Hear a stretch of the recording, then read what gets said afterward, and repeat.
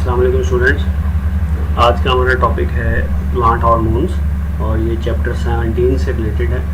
और चैप्टर 17 में के स्टार्ट में जो प्लांट हार्मोन्स गिवन थे, 5 हार्मोन्स गिवन है, उसमें से 3 के बारे में यूएचएस के सिलेबस ने हमें कहा है कि हमने वो पढ़ने।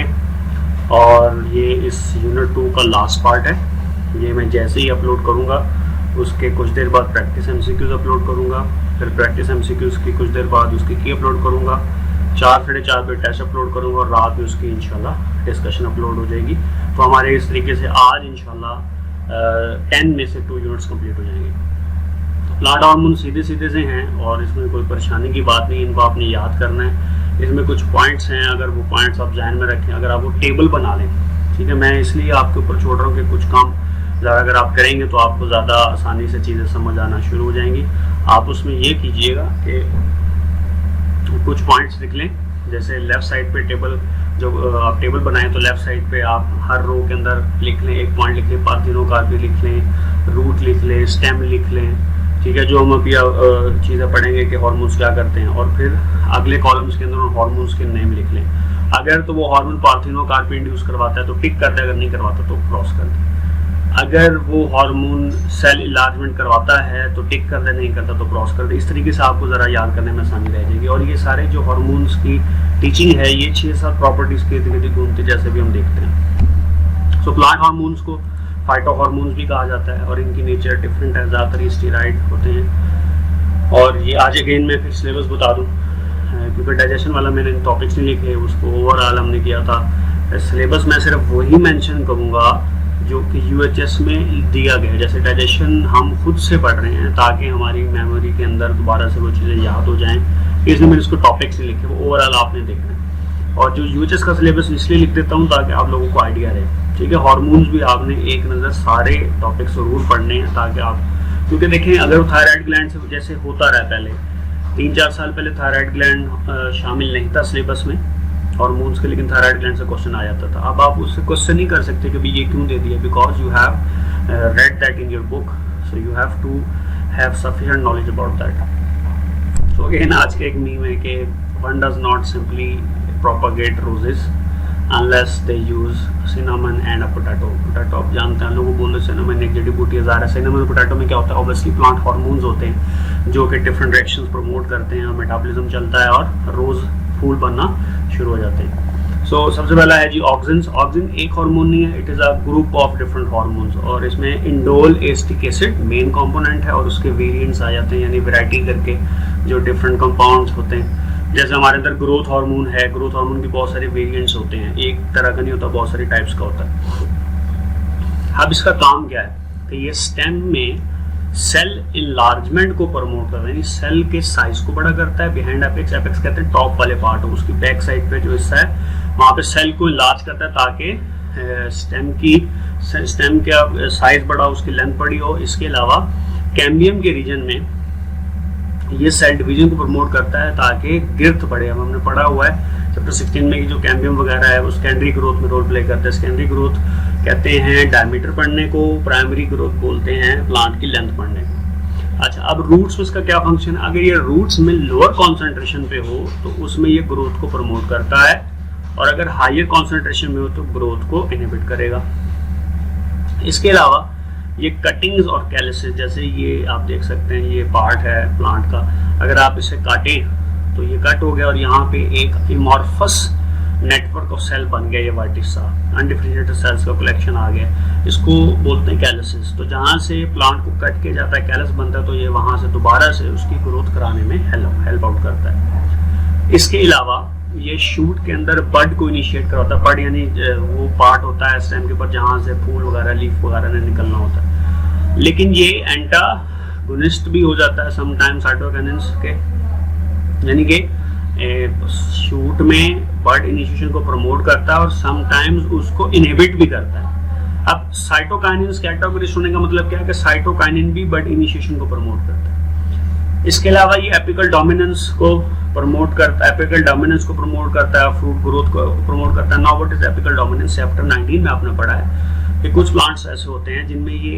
एपिकल जो बड है ये साथ वाली लेटरल बड्स को ग्रो नहीं करने देती। वो हार्मोन आपने पढ़ा ऑक्सिन हार्मोन है कि वो बर्ड्स टॉप से ट्रेवल करके साइड्स में आता है और इन बर्ड्स को ग्रो नहीं करने देता। अगर आप इस पोर्शन को काट दें जैसे डायग्राम में है, तो फिर ये एपिकल बर्ड जैसे रिमूव होगी तो लेटरल बर्ड्स बढ़ना शुरू हो जाएंगी, यानी एपिकल डोमिनेंस इसमें खत्म हो जाएगा, जिसको कंपनसेटरी इफेक्ट कहते हैं। लेकिन जो ऑक्सिन है वो एपिकल डोमिनेंस में रोल प्ले करता है, फ्रूट की ग्रोथ में रोल प्ले करता है। पार्थिनोकार्पी क्या बोल चैप्टर 18 में हमने पढ़ा हुआ है। पार्थिनोकार्पी क्या होती है कि फ्रूट बन जाना विदाउट पोलिनेशन। आपने पढ़ा है कि एंजियोस्पर्म्स के अंदर जब फर्टिलाइजेशन होती है तो ओवरी फिर फ्रूट में कन्वर्ट हो जाती है। लेकिन अगर फर्टिलाइजेशन नहीं हुई, उसके बगैर ही फ्रूट बन जाए, तो वो एक्चुअली किस वजह से होता है? ऑक्सिन के ज्यादा लेवल की वजह से होता है। और पार्थिनोकार्पी में आप देख लें बीज वगैरह नहीं होते, ये जो फ्रूट्स बनते हैं आप इसे गूगल भी कर लें तो उसमें आपको सीड्स वगैरह नजर नहीं आएंगे, क्योंकि फर्टिलाइजेशन ही नहीं होती। इसके अलावा लीफ सेंसेंस यानी एजिंग में डिले करता है। अभी देख सकते हैं कि एजिंग इस तरीके से होती है 7 डेज 24 14 डेज 21 डेज, और इस तरीके से प्लांट में एजिंग होती है। तो ये एजिंग को जरा स्लो डाउन करता है। कमर्शियल प्लांट्स अगर आप यूज करें, उनका आपने ज्यादा देर के लिए यूज करना है तो उसमें एजिंग को स्लो डाउन कर देता है। Inhibits abscission. एब्सिशन कहते हैं किसी चीज का फॉल ऑफ करना, उसका गिर जाना। जैसे ये एब्सिशन है, ये देखिए ये पता लगा हुआ है, ये अगर ऑक्सीजन नहीं होगा तो ये एब्सिशन हो जाएगी, अगर ऑक्सीजन होगा तो एब्सिशन नहीं होगी। एब्सिशन कहते हैं गिरने को, फ्रूट के गिरने को, पत्ते के गिरने को। फिर बच्चों कमर्शियल एप्लीकेशन है। सिंथेटिक ऑक्सीजन जो है वो नेचुरल्स के मुकाबले में ज़्यादा इकोनॉमिकल है, ज़्यादा इजीली प्रोड्यूस हो जाता है, नेचुरल फॉर्म के मुकाबले में ज़्यादा एक्टिव है। और नेचुरल फॉर्म को तो प्लांट के एंजाइम्स ब्रेक कर सकते हैं, इसको वो ब्रेक नहीं कर सकते क्योंकि हमने इसको प्रिपेयर इस तरीके से किया होता है।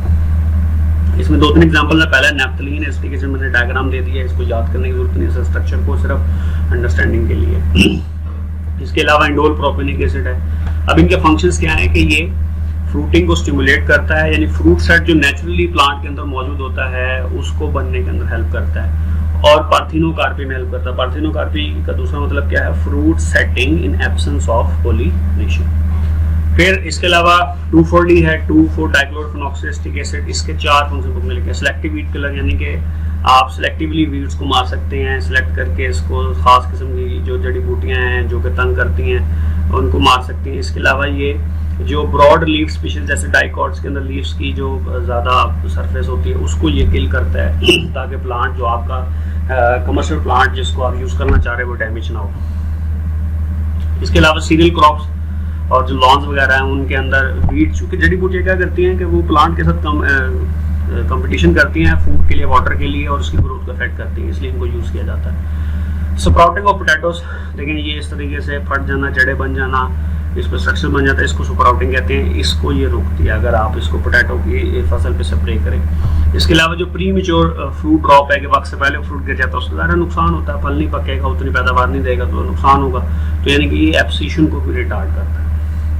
फिर जिब्रेलिंस, जिब्रेलिंस का क्या काम है कि ऑक्सीजन के प्रेजेंस में सेल इलाजमेंट करता है। इसके अलावा ये एपिकल मेरिस्टेम और कैम्बियम के अंदर सेल डिवीजन को भी प्रमोट करता है, वही ऑक्सीजन वाले फंक्शन हो गए। फिर ये रोजेट प्लांट्स में बोल्टिंग करता है। रोजेट प्लांट्स क्या होते हैं? ये इस तरह के प्लांट्स हैं, ये देखें, जिनमें लीव्स या लीफ लाइक स्ट्रक्चर क्लस्टर्स के अंदर होता है। बोल्टिंग क्या होती है कि ये देखें, ये स्ट्रक्चर जो फ्लावर के, लीफ के, यानी कि फ्लावरिंग से पहले उसके स्टेम के ऊपर जो छोटे छोटे पार्ट्स बनते हैं जिनसे कोंपले फूटना शुरू हो जाते हैं, इसको बोल्टिंग कहते हैं। इसके अलावा ये क्रिसेंथम कैलस, ये एंजियोस्पर्म की एक फैमिली है, उसके शूट में बड इनिशिएशन भी करता है। अब ये जो फूल है ये एक्चुअली क्रिसेंथम है, और क्रिसेंथम में जब कैलस बनता है तो उसके अंदर ये बड इनिशिएशन को भी स्टार्ट करता है।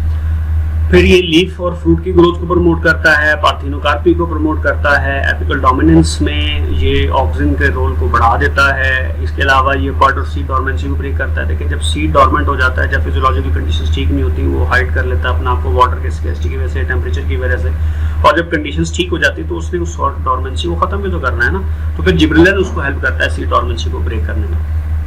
रेड लाइट, आपको पता है विजिबल लाइट फ्लावरिंग यूज करती है, जो रेड लाइट के सब्स्टिट्यूट के तौर पे भी यूज होता है, और ये शॉर्ट डे प्लांट्स में फ्लावरिंग को प्रमोट करता है, लॉन्ग डे प्लांट्स में इनहिबिट करता है। शॉर्ट डे प्लांट जिनको दिन कम चाहिए होता है, रात लंबी चाहिए होती है फ्लावरिंग के लिए। लॉन्ग डे प्लांट जिनको डे टाइम ज़्यादा चाहिए होता है, रात कम चाहिए होती है फ्लावरिंग के लिए। इसके अलावा ये लीफ सेंसर में उसकी एजिंग को भी डिले कर सकता है। कमर्शियल एप्लीकेशंस के अंदर हम जिब्रेलिन्स को बना सकते हैं, फंगस के कल्चर में ग्रो किया जा सकता है। जी ये जिब्रेलिन के लिए यूज होता है। ये फ्रूट सेटिंग को प्रमोट करता है, किसमें? 3 फलों में, टेंजरीन्स यानी माल्टे वगैरह में, पीयर्स में, नाशपाती वगैरह में, और सीडलेस ग्रेप्स में। इसके अलावा ये बेरी साइज को इंक्रीज करने में हेल्प करता है। ये ब्लूबेरीज बहुत मज़ेदार होती है, मैंने जर्मनी में बहुत खाई हैं, बड़ा इजीली अवेलेबल होती थी और बड़ी मज़ेदार किस्म की होती है। इसके अलावा जिब्रेलिन जो है वो ब्रीविंग इंडस्ट्री में, जैसे ये माल्ट बनाने में यूज़ किया जाता है और विस्की बनाने में यूज़ होता है, इसको ब्रीविंग इंडस्ट्री बोलते हैं, जूस वगैरह जो बनते हैं। इसमें क्या करता है कि अल्फा माइलेज की प्रोडक्शन को बढ़ाता है। बार्ले में, बार्ले कहते हैं जी जौ, ठीक है। और अल्फा माइलेज जितना ज़्यादा होगा ये माल्टिंग का प्रोसेस में हेल्प करेगा। माल्टिंग का प्रोसेस क्या होता है ये देख सकते हैं आपके जौ को ऐसे फैला के जो रॉ ग्रेन है उसको माल्ट में कन्वर्ट किया जाता है, फिर उस माल्ट को यूज़ किया जाता है विनेगर बनाने में, माल्ट बनाने में, जूसेस बनाने में। इस प्रोसेस को बोलते हैं माल्टिंग। इसके अलावा ये फ्रूट की रैपनिंग को भी थोड़ा डिले कर सकता है ताकि प्रीमेच्योर रैपनिंग ना हो जाए। और इसके अलावा बनाना और जो ग्रेप फ्रूट्स हैं उनकी स्टोरेज लाइफ को भी इम्प्रूव करता है। फिर है जी एब्सिसिक एसिड, और इसका काम क्या है कि ये स्टेम और रूट की ग्रोथ को इनहिबिट करता है। कब?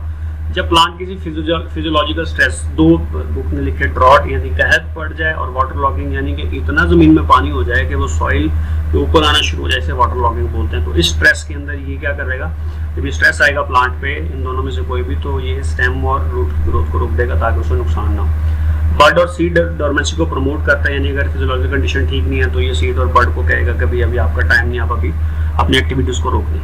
शॉर्ट डे प्लांट में फ्लावरिंग को प्रमोट करता है और लॉन्ग डे में इनहिबिट करता है, ठीक है। जैसे ये एक्चुअली एंटागोनिस्ट रोल प्ले करता है जिब्रेलिन के।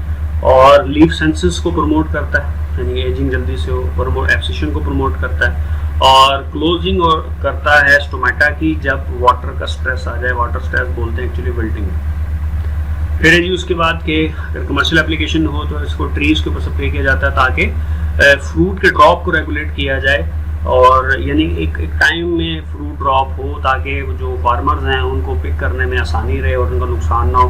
और इसका फ़ायदा क्या होता है कि यूजुअली अगर फ्रूट ड्रॉप को रेगुलेट नहीं करेंगे तो कोई फल शुरू में गिर जाएगा, वो दरम्यान में गिरेगा, आखिर में गिरेगा, तो बहुत सारे बंदे लगाने पड़ेंगे लॉन्ग पीरियड ऑफ टाइम के लिए कि वो फल को पिक करें। तो जब आप स्प्रे करेंगे तो उससे रेगुलेशन आ जाएगी, पता लग जाएगा भाई 1 महीने बाद फल गिरेगा या 2 महीने बाद गिरेगा, इस तरीके से परेशानी नहीं होगी, ठीक है। कोई क्वेश्चन है तो जरूर कमेंट सेक्शन में पूछना। आई होप कि आपको ये समझ आ गया होगा, ज़्यादा कोई प्रॉब्लम वाली बात नहीं है, इजीली आपको ये याद हो जाएगा। और इंशाल्लाह आज मैं टेस्ट वगैरह अपलोड कर दूंगा। कल इंशाल्लाह हम यूनिट 3 स्टार्ट करेंगे और नए लेक्चर के साथ मैं आपसे मुलाकात करूँगा। थैंक यू, अल्लाह हाफ़िज़।